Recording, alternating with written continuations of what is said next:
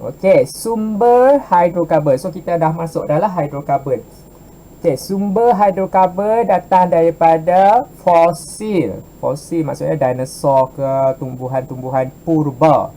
Haiwan-haiwan purba yang dah lama mati dan tertanam di bawah tanah dalam tekanan yang sangat tinggi, suhu yang sangat tinggi, dia bertukar menjadi minyak asli. Maka kita panggil dia sebatian organik lah, sebab dia datang daripada hidup, benda hidup.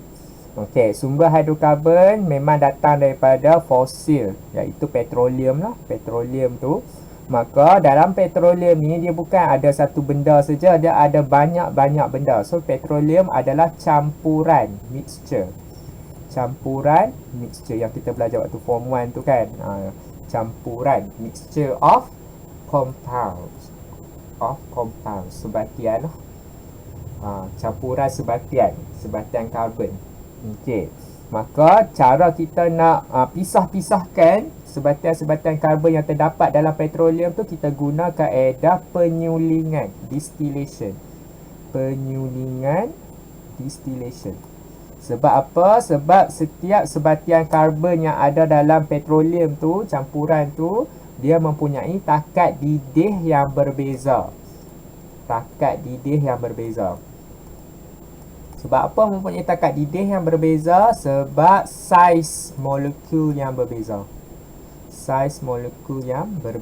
Maksudnya ada yang karbon dia satu saja, ada yang karbon dia 2, ada yang karbon dia 70, sampai banyak lah.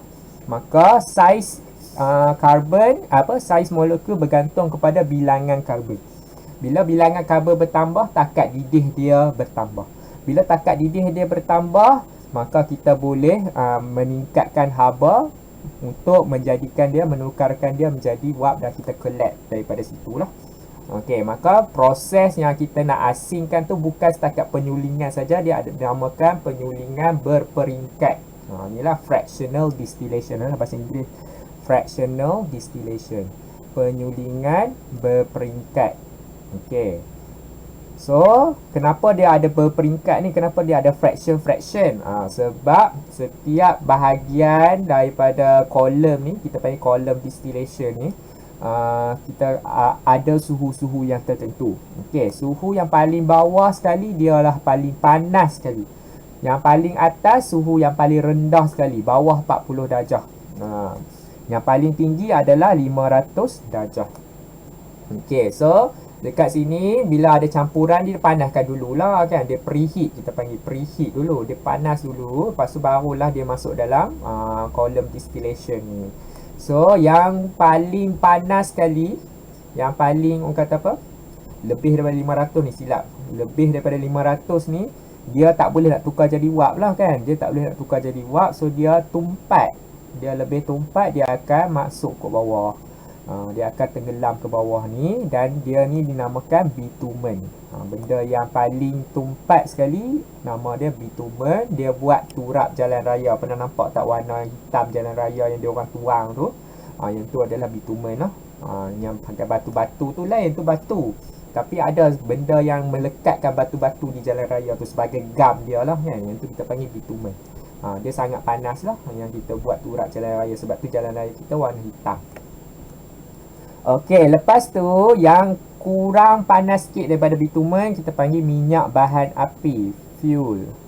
Digunakan sebagai bahan api kapal. Kat kapal kan dia nak travel jauh, so minyak bahan api dia tu kena bersuhu tinggi lah untuk menghasilkan kuasa yang tinggi.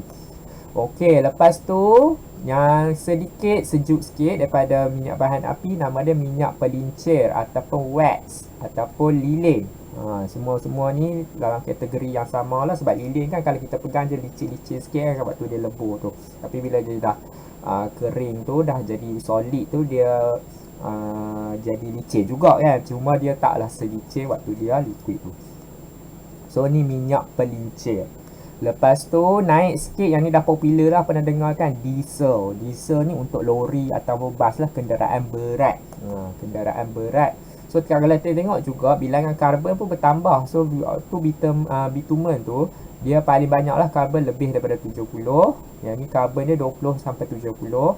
Lepas tu yang ni 20 sampai 50. Maksudnya semakin ke atas semakin kurang bilangan karbon, tapi semakin ke bawah semakin banyak lah bilangan karbon. Karbon tu tak terlimit lah, tak terhad kepada 70 ni saja, dia boleh lebih daripada 70. So kita consider kalau dia lebih daripada 70 tu semua bitumen macam tu lah. Kalau dia antara 20 ke 70 kita panggil dia minyak bahan api dan sebagainya. Okay, so kerosene ni pun popular juga, minyak tanah orang panggil, minyak tanah. Dibuat untuk sebagai bahan api kapal terbang, yang bubuh dalam jet engine ni. Kita dah cerita dah prinsip Bernoulli itu. Sebagai bahan api kapal terbang, dan minyak tanah jugalah buat minyak pelita kan, kerosene juga.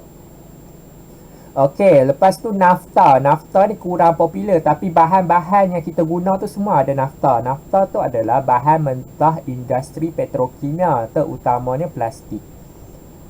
Plastik ataupun deterjen. Deterjen tu maksudnya sabun basuh kain tu lah. Semua guna nafta. Nafta ni sebagai orang kata apa, bahan mentah sahaja. Lepas tu kita akan proses lah nafta tu, tambah lagi kimia-kimia yang lain jadi plastik, tambah lagi jadi PVC dan sebagainya, jadi bahan komposit, jadi bahan cuci kain dan sebagainya. Itu kita mula-mulanya dapat daripada nafta saja dulu. Lepas tu petrol ni pun sangat-sangatlah popular, datang daripada perkataan petroleum pun kan. So petrol ni digunakan sebagai bahan api kenderaan bermotor yang kecil seperti kereta dan motosikal.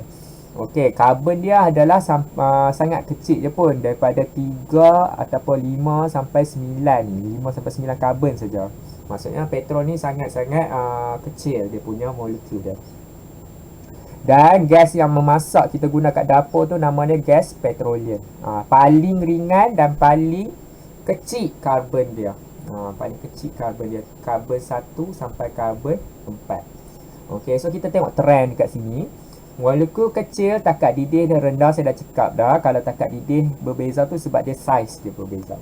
Warna dia lagi cerah, sebab kalau kita compare yang bawah bitumen warna hitam, yang atas sekali gas petroleum ni hampir tak ada warna lah. Sampai kita pun tak tahu kalau gas tu bocor kan. Contoh gas kat dapur rumah kita tu bocor, kita tak perasan kecuali dengan bau. Tiba-tiba ada bau gas, bau kita perasan, oh ada something wrong kan.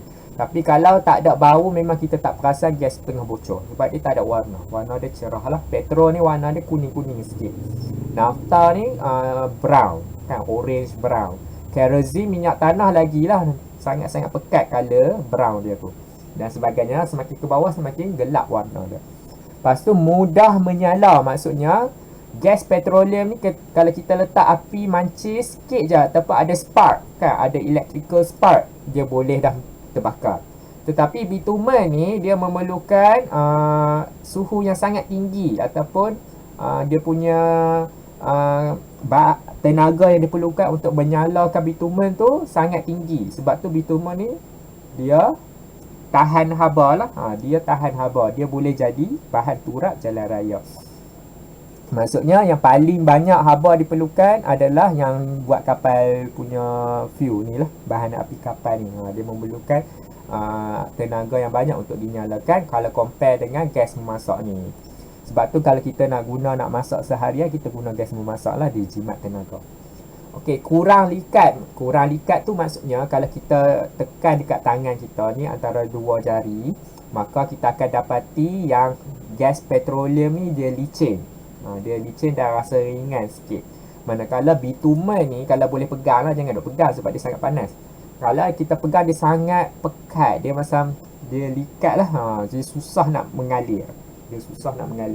Maka dia lebih kurang macam nak dekat solid dah, dia punya sifat dia tu. Maka kita panggil dia kelikatan yang tinggi. So samalah kalau molekul besar tu semua yang terbalik daripada molekul kecil. So cara nak hafal peringkat-peringkat ni, kita start daripada atas lah. So geng petrol naik kereta dari Pelincir, Perak, bahan api balik Bota. Tu cara nak hafal dia. Geng petrol naik kereta dari Perak balik Bota. Tu cara nak hafal dia lah. Yang ni sepatutnya syllabus form 3 yang lama, tapi dia buat jadi syllabus form 5 dah lah. Okey, setakat ni faham tentang fractional distillation? Faham. So ingat kena hafal dia punya pecahan-pecahan dia dan dia punya kegunaan dia. Suhu tak payah hafal lah. Suhu tak payah hafal ataupun bilangan karbon tu tak payah hafal. Tapi hafal juga trend dia. Trend dia daripada cerah dan sebagainya ni kepada yang lebih gelap. Okey, tu kaedah pertama kita nak dapatkan hidrokarbon. Okey, kaedah yang kedua kita boleh guna kaedah peretakan, cracking. Dalam bahasa Inggeris cracking, peretakan, iaitu proses menceraikan ataupun memecahkan molekul hidrokarbon rantai panjang ni. Contohnya karbon tu ada 10, kita boleh pecahkan kepada molekul hidrokarbon rantai pendek. Contohnya karbon yang ada 2 ke 3 ke ataupun ada berapa ni? 1, 2, 3, 4, 5, 6, 7, 8, 9. Contohnya macam itulah, kita pecahkan benda yang panjang kepada benda pendek guna haba yang sangat tinggi disertakan dengan kehadiran makin catalyst. Dia kena ada 2 ni baru kita berlakulah peretakan tu. So kenapa kita kena juga buat peretakan ni? Tak boleh ke kalau kita guna saja fractional distillation ni, kita ambil nafta. Contoh kalau kita nak buat plastik kan, sebab plastik sangat important to our life kan, kita nak makan pun kena bungkus dengan plastik. Lepas tu nak buat apa lagi macam-macam lah, nak kena guna dengan plastik ni. Kenapa kita tak guna je nafta yang kita collect daripada fractional distillation? Okey, sebab fractional distillation ni dia kurang efisien. Dia kurang efisien. Maksudnya tak semua akan dapat jadi nafta ataupun tak semua akan dapat jadi petrol. Dia akan tersekat dekat kawasan-kawasan yang macam ni, nampak tak ada benda T ni kan, bentuk T ni. Ada benda-benda residu yang akan tersekat dekat sini. Maka tak semua akan dapat daripada petroleum tu dah keluar jadi produk-produk yang kita ada ni. Lepas tu bilangan yang keluar tu sedikit. Bilangan yang keluar daripada atas sekali gas petroleum ni sedikit. Kalau nak compare dengan yang bawah ni banyak. Yang bahagian bawah ni memang banyak dapat keluar, tapi yang bahagian atas ni sedikit. So kita nak cover balik lah demand industri kita, sebab industri banyak guna yang bahagian atas ni. Industri banyak guna bahagian atas ni, terutamanya nafta ni lah. Nafta ni very important. So nafta ni macam mana kita nak top up lah, kalau kata nak top up kita punya supply kepada nafta, maka gunalah peretakan. Kita ambil benda yang panjang, sebab panjang senang dapat. Contohnya kita ambil lah minyak bahan api ni kan, sebab kapal taklah banyak sangat kita guna pun.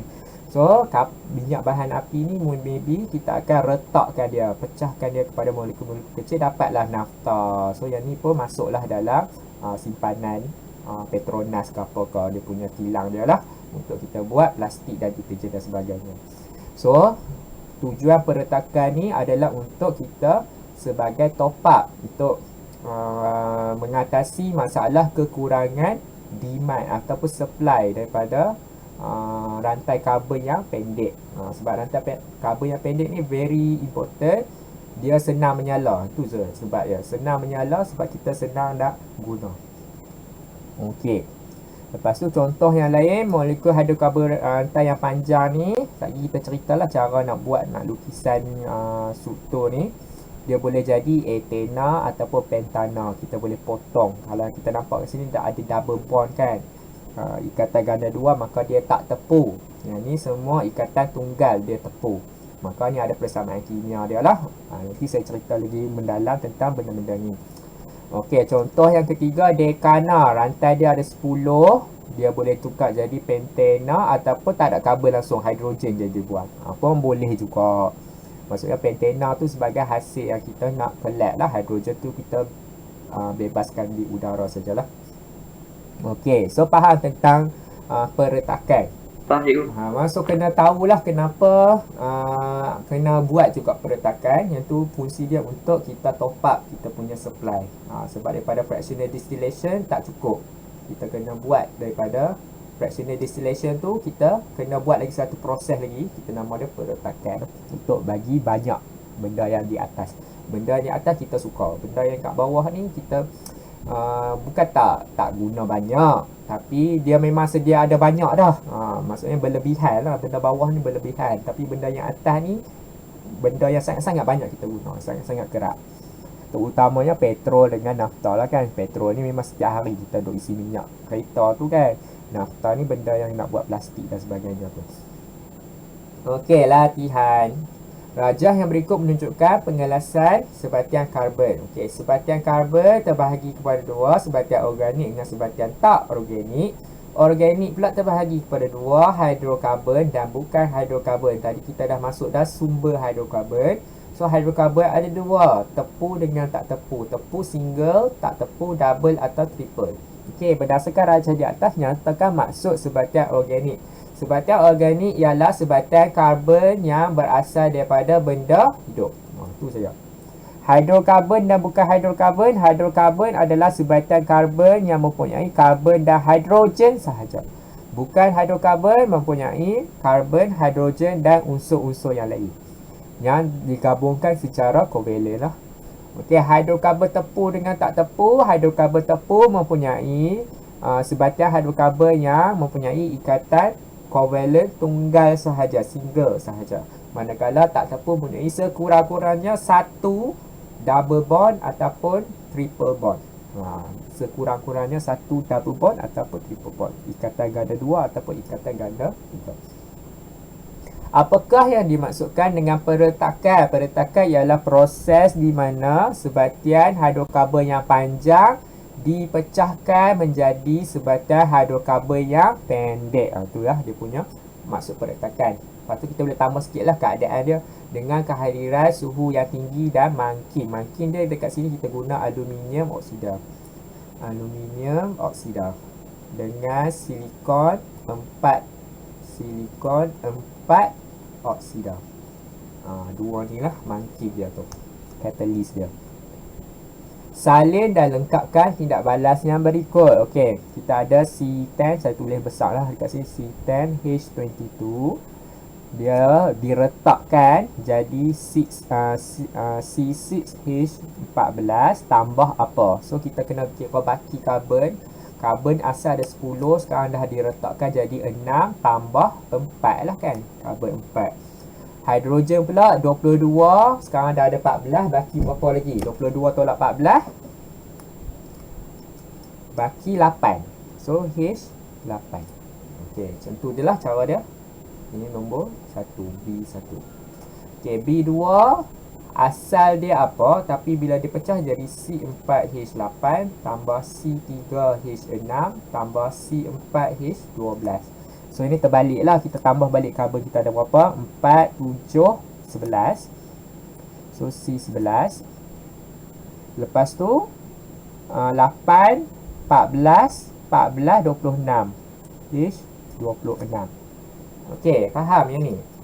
Faham cikgu. Faham ah? Okey, bincangkan kepentingan proses peretakan. Tu kenapa proses peretakan penting? Apa tujuan dia? Lebih efisien. Kita kena explain sikit lah, lebih efisien tu maksudnya apa? Kenapa dia lebih efisien? Untuk top up supply. Sebab supply daripada fractional distillation tak cukup. Maka permintaan hidrokarbon yang bersaiz kecil kita perlukan sangat tinggi kan. Permintaan hidrokarbon bersaiz kecil sangat tinggi. Maka penyulingan berperingkat tu, fractional distillation tak cukup. Kita perlukan peretakan sebagai kaedah alternatif. Okey, selain daripada fractional distillation dengan peretakan ni, kita dah sekarang ni masuk zaman moden, kita dah ada teknologi hijau. Teknologi hijau tu maksudnya kita ekstrak sebatian karbon daripada benda yang semula jadi. Contohnya kita boleh guna biogesim. Biogesim untuk menghasilkan biodiesel, biogas dengan bioetanol. Maksudnya daripada bahan-bahan sekam padi, daripada minyak kelapa sawit punya waste dia kan, kita boleh ekstrak bahan api daripada benda-benda itu. Maka yang ni lebih selamat lah daripada kita korek petroleum tu, kita lombong petroleum. Sebab petroleum tu merupakan solar kan, tenaga solar, tak boleh diperbaharui. Maka lama-lama dia akan habis lah. So kita kena cari alternatif yang lain. Tapi memang zaman sekarang ni yang paling maksimum dia punya production dia datang daripada petroleum lah. Yang tu tak boleh dinafikan lah. Okey.